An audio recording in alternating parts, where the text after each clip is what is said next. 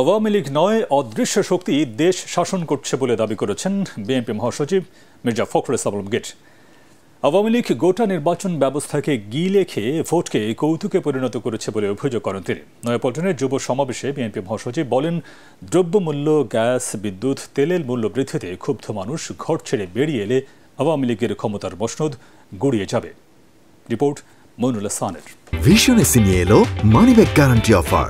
1 মাস ব্যবহার করে সন্তুষ্ট না হলে সম্পূর্ণ টাকা ফেরত।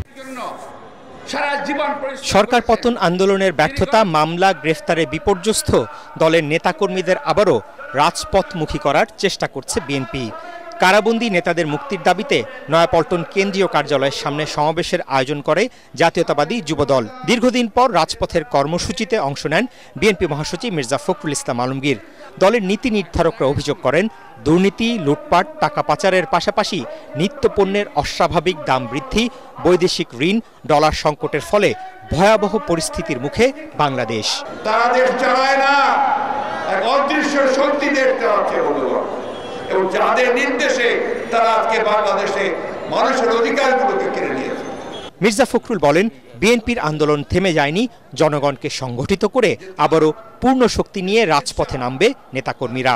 এই দেশের মানুষ আমাদের নির্দেশের থেকে আমাদেরকে পরবর্তী হয়েছে, তখন তো এই আন্দোলন চলছে। প্রতিটি কারারুদ্ধ এখন মানুষ যারা আছেন, নেতাকর্মী আছে, তারা আন্দোলন করছেন। এখনো সময় আছে। জনগণের দেয়ালে পিঠ থেকে গেছে, সেই জনগণকে বাধ্য করবেন না তাদের বেরিয়ে আসতে এবং একটা উত্তাল তরঙ্গ সৃষ্টি করে আপনাদের মসনদকে ভেঙে গুড়মার করে দিতে।